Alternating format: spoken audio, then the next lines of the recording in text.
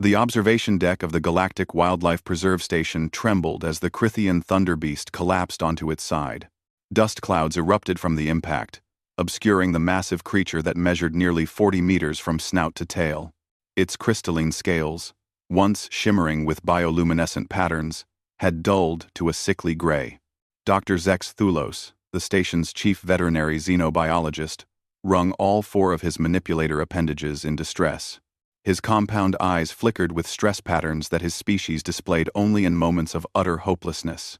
Behind him, Maya Chen stood with her arms crossed, her worn medical jacket bearing the faded insignia of the Terran Emergency Response Corps.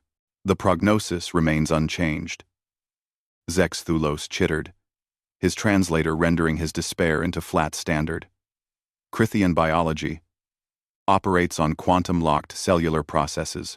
The beast's quantum coherence has collapsed. There is no medical intervention in the known galaxy that can restore it. The creature will expire within 3 rotations. Maya stepped forward, her dark eyes scanning the massive creature through the reinforced observation glass. She'd seen that look before on Earth, in field hospitals, in disaster zones where everyone else had given up. The thunderbeast's breathing was labored, its massive chest rising and falling irregularly. Has anyone actually tried treating it? Or did everyone just run the diagnostics and quit? Maya asked, her tone sharp. Zex Thulos's antennae quivered with indignation. Dr. Chen, with respect, you are a human medic. Your species has only been part of the Galactic Medical Congress for 20 cycles. Crithian biology is beyond your comprehension. Their cells exist in quantum superposition. Their neural networks span 11 dimensions. And their metabolic processes, quantum this, dimensional that, Maya interrupted, pulling out her battered datapad. I read the file on the shuttle here. You know what I also read? That nobody's actually tried anything except running scans and throwing their hands up, or appendages. Whatever. Ferit Ozkan emerged from the medical storage bay, pushing a hover cart loaded with equipment.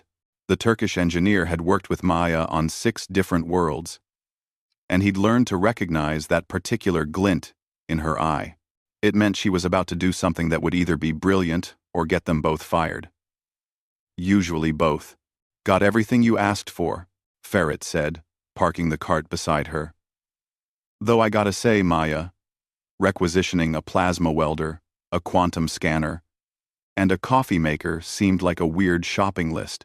Trust me, Maya replied, already pulling on sterile gloves. She grabbed her thermos, her precious, battered thermos, that had survived 3 wars and a black hole incident, and took a long sip. Gonna need the caffeine for this. Zex Thulos blocked her path with 2 of his limbs. Dr. Chen, I cannot allow you to endanger this creature with experimental procedures. The Crithian ambassador will have a dead sacred beast if we do nothing, Maya snapped. But you know what you're also not wrong about? That this creature's cellular structure shares 42% similarity with Terran tardigrades. And you know what tardigrades can do? She didn't wait for an answer. They can survive anything. Vacuum of space, extreme radiation, complete dehydration. They shut down and restart their metabolic processes like a computer rebooting.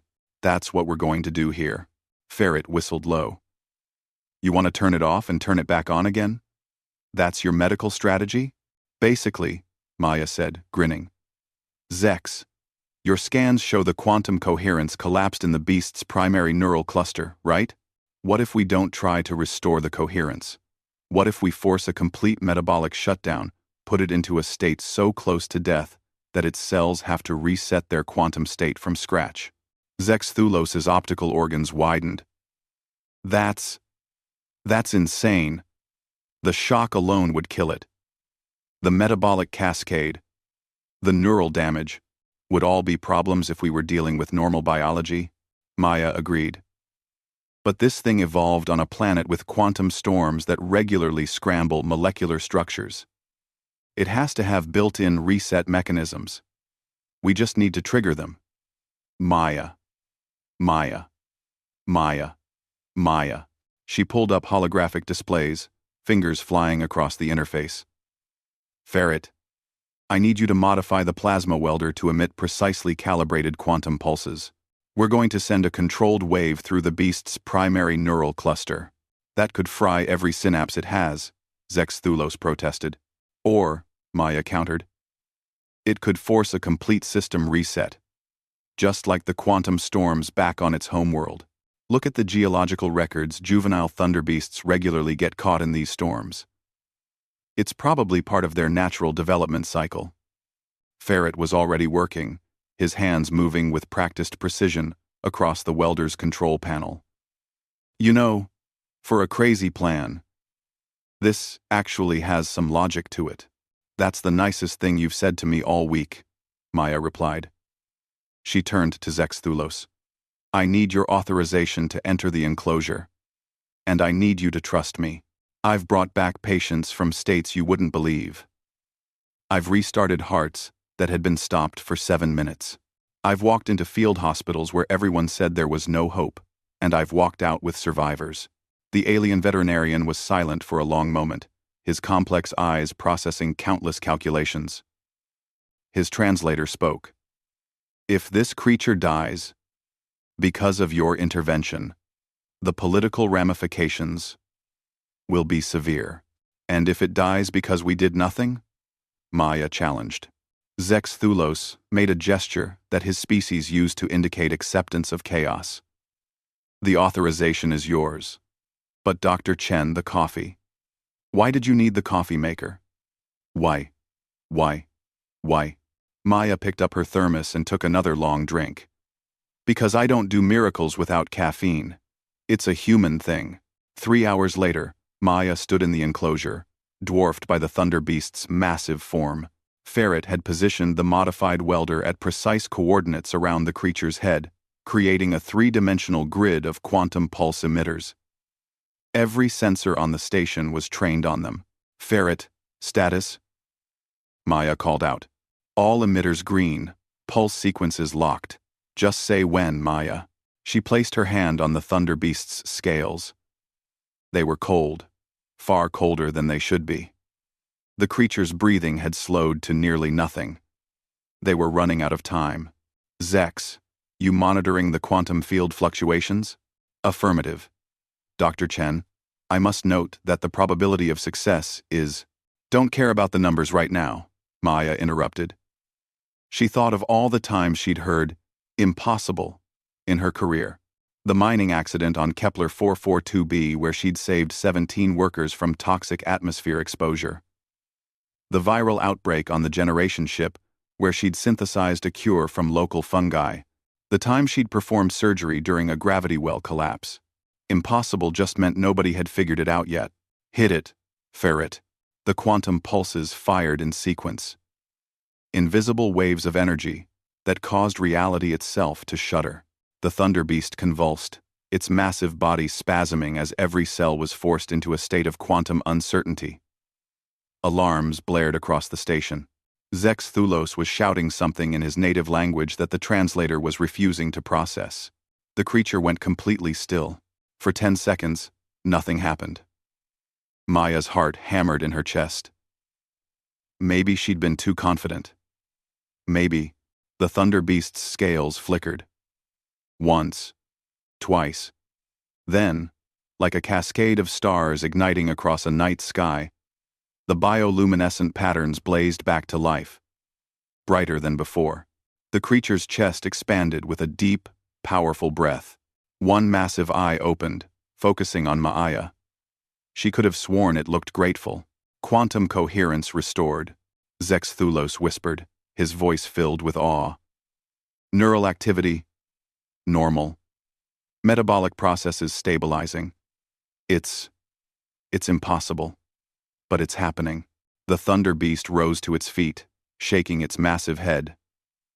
The station trembled. But this time with the vibrations of life. Not collapse. It let out a sound part roar, part song that resonated through every deck. Maya walked out of the enclosure, stripping off her gloves. She picked up her thermos and took a satisfied drink. You know what the human race figured out a long time ago, Zex? The universe doesn't care what's supposed to be impossible. It just cares what works. Ferret clapped her on the shoulder. Drink your coffee. Save the alien megafauna. Just another Tuesday. Thursday, actually. Maya corrected. But yeah. Pretty much. Zex Thulos approached them, his entire posture radiating something that might have been respect. Dr. Chen, I must recalibrate my understanding of Terran medical capabilities. What you accomplished today was, I lack the words. The word you're looking for is stubborn, Maya said, grinning. Humans don't like being told something can't be done. Makes us try harder. As the Thunder Beast pranced around its enclosure with renewed vigor, Maya looked out at the stars beyond the station. Somewhere out there, another impossible case was waiting. Another time when the galaxy would need someone who didn't know when to quit. She raised her thermos in a silent toast. To humanity, she murmured. We're too stupid to know when something's impossible, and too stubborn to care when we find out. Behind her, Zex Thulos was already composing his report to the Galactic Medical Congress. It would be titled, Reassessment of Human Medical Methodology, a case study in therapeutic audacity, but everyone who read it would remember it by its subtitle, The Day a Human Medic Made a Coffee-Fueled Miracle. End.